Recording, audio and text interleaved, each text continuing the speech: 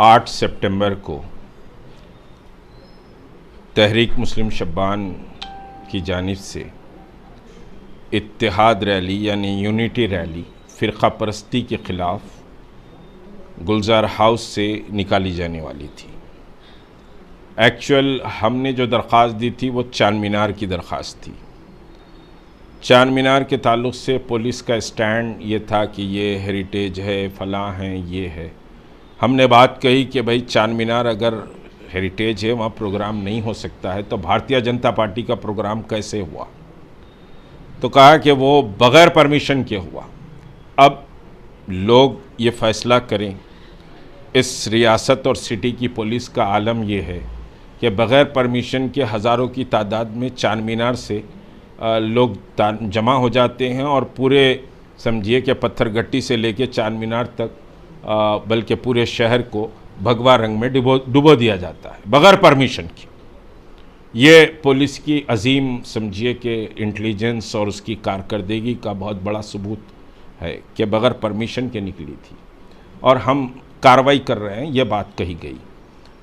तो हमने कहा कि भाई जब बग़ैर परमिशन निकली थी, कार्रवाई कर रहे हैं, तो समझिए कि आप हमको भी वैसे ही आप मौका प्रोवाइड कर दें।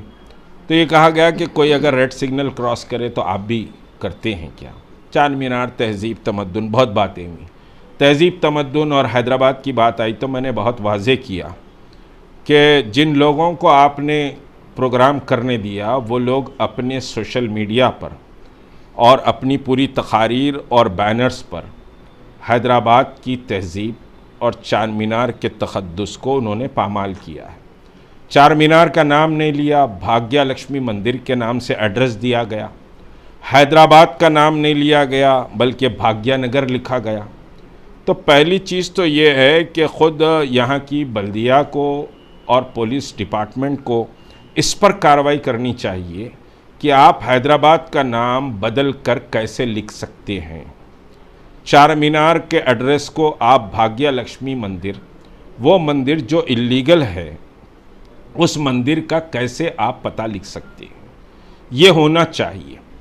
बहरहाल हमारे को कल एडिशनल कमिश्नर साहब ने फ़ोन किया मुझे, कहा कि भाई आपका पहला एप्लीकेशन तो रिजेक्ट होता है, आप दूसरा भिजा दीजिए मुझे और गुलजार हाउस से हम आपको परमिशन दे देंगे। मैंने कहा कि व्हाट्सएप पे मैं आपको एप्लीकेशन भिजा दूंगा, आप ऑर्डर दे दीजिए। एग्री किया, मेरे व्हाट्सएप पे उनको जो एप्लीकेशन भिजाया वो मौजूद है। फिर उसके बाद उन्होंने मुझे एक मैसेज दिया कि भाई इसकी हॉट कॉपी विद सिग्नेचर आप भिजा दें। फिर उनके ऑफिस से फ़ोन आया कि भाई हॉट कॉपी भिजा दीजिए और परमिशन लेकर चले जाइए। तो मैं यहाँ से दौड़ाया, 2 घंटे वहाँ पर हमारे साथी समझिए कि वहाँ पर रुके रहे। अभी दे रहे हैं कहा गया। फिर उसके बाद आखिर में ये कहा गया कि भाई ट्रैफिक क्लियरेंस आना है, कल सुबह आके परमिशन ले लीजिए। और आज आपको मैं बताऊं कि 2 बजे मेरे पास चादरघाट इंस्पेक्टर समझिए रिजेक्शन की कॉपी लेकर आते हैं। 1:45 बजे से यहाँ की एक सियासी जमात के सोशल मीडिया पे परमिशन रिजेक्शन का समझिए कि पूरी न्यूज़ वायरल हो रही है। 2 बजे मुझे मिलता है, मैं कंसर्न पार्टी हूँ, पहले मुझे इत्तला मिलनी चाहिए। लेकिन पॉलिटिकल सियासी जो पार्टी जो है उसके सोशल मीडिया को पहले इत्तला मिल जाती है। ये एक बात। दूसरी और एक हैरत की बात मैं आपको बताऊं कि देखिए, एक परमिशन का रिजेक्शन का ये जो कॉपी है, ये कॉपी पुलिस के साइट पर है, सबको अवेलेबल है कि भाई ये एप्लीकेशन आया था, इसका रिजेक्ट हो गया परमिशन। ये कोई गैर कानूनी बात नहीं है किसी के पास अगर ये कॉपी है। आपको मैं बताऊं कि भाई मैं सिग्नेचर पुलिस अथॉरिटी को जो सिग्नेचर करके दिया कि भाई ये रिजेक्शन लेटर मैंने रिसीव कर लिया बोल के सिग्नेचर करके दिया, वो सिग्नेचर की मेरी कॉपी पुलिस के रिकॉर्ड में है और वो पब्लिक डोमेन में नहीं आना चाहिए। वो सिर्फ पुलिस का रिकॉर्ड है और सीक्रेट है, वो बिटवीन पुलिस एंड मी समझिए कि है। खुद मेरे पास उसकी कोई कॉपी नहीं है, मैं सिग्नेचर करके दिया।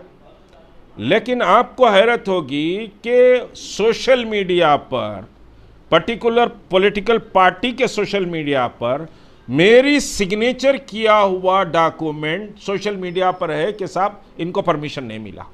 मेरी सिग्नेचर किया, टाइम लिखा हुआ उस पर 2 बजे, वो सिग्नेचर किया हुआ पेपर सोशल मीडिया में आ रहा है। तो यानी यहाँ की पॉलिटिकल पार्टी और पुलिस के बीच में ज़बरदस्त हनीमून है। अब वो हनीमून किन किन चीज़ों में है वो अभी इस मौके पे नहीं बोलूँगा।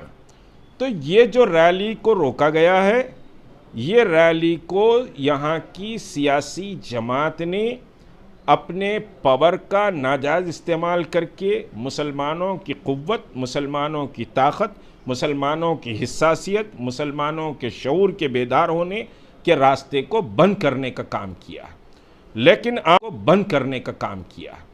लेकिन आपको ये बता दूं कि हम जवाब देंगे भारतीय जनता पार्टी का। मुसलमानों को मायूस होने की ज़रूरत नहीं है, मुसलमानों को समझिए दिल छोटा करने की भी ज़रूरत नहीं है। मैं बिल्कुल पर्टिकुलर मुसलमानों की बात कर रहा हूँ और मैं मुसलमानों की खिदमत करता हूँ, लेकिन जहाँ मुल्क की बात है तो सबको लेकर चलता हूँ। इस रैली में बहुत बड़ी तादाद दलितों की आने वाली, इस रैली में बहुत बड़ी तादाद सिखों की आने वाली, इस रैली में बहुत बड़ी तादाद क्रिश्चियंस की आने वाली, इस रैली में बहुत बड़ी तादाद समझिए एसटीज़ की आने वाली। ये तमाम तबक़ात को लेकर ये रैली निकलने वाली थी और बड़ा ज़बरदस्त जोश व खरोश इस रैली के लिए है। ये रैली कैंसल नहीं हो रही है। हम भारतीय जनता पार्टी का जवाब देंगे। हमारे सीने पर आकर कोई बात करता है तो फिर हम उसका जवाब ज़रूर देंगे। हम कोई समझिए बैकफुट पे नहीं जा रहे हैं, हम झुकने वाले भी नहीं हैं। हम पूरी क़ुव्वत और ताकत से मुकाबला करेंगे। एक बात तय हो गई, तहरीक मुस्लिम शब्बान के हर प्रोग्राम को तेलंगाना की पुलिस समझिए नाकाम करने और उसके एप्लीकेशन को रिजेक्ट करने का काम कर रही है। तो तेलंगाना की हुकूमत और तेलंगाना की पुलिस तहरीक मुस्लिम शब्बान की ताकत और लोगों से मिलने वाली हिमायत से खौफज़दा है। मैं नौजवानों का, बुज़ुर्गों का, काबिल एहतराम ख़वातीन का जिनकी हिमायत हमको हासिल है उनका शुक्रगुज़ार हूँ। लेकिन हम कोई कॉम्प्रोमाइज़ नहीं करेंगे। हम कोई समझिए कि सियासी दलाल नहीं हैं। हम मिल्लत की समझिए कि अल्लाह की रज़ा के लिए खिदमत करते हैं और भारतीय जनता पार्टी का समझिए कि हम जवाब देंगे। ये रैली होकर रहेगी, लेकिन कल क्योंकि पुलिस ने रिजेक्ट किया है इसको हम पोस्टपोन कर रहे हैं। हम समझिए विद इन ए वीक नए समझिए कि डेट का ऐलान करेंगे। अगर पुलिस फिर रिजेक्ट करती है तो हम हाई कोर्ट में भी अगर हमको इंसाफ अगर नहीं मिलता है खुदा ना खास्ता तो हम सुप्रीम कोर्ट तक जाएंगे। लेकिन ये समझिए कि तेलंगाना और हैदराबाद को फ़िरका परस्तों के रंग में डुबोने की जो साजिश सियासी लोग कर रहे हैं उसको हम नाकाम करेंगे। कोई दिल छोटा करने या समझिए कि मायूस होने की ज़रूरत नहीं। यह रैली पूरी आबोताब के साथ होगी, लेकिन उसकी तारीख़ का हम ऐलान करेंगे। शुक्रिया।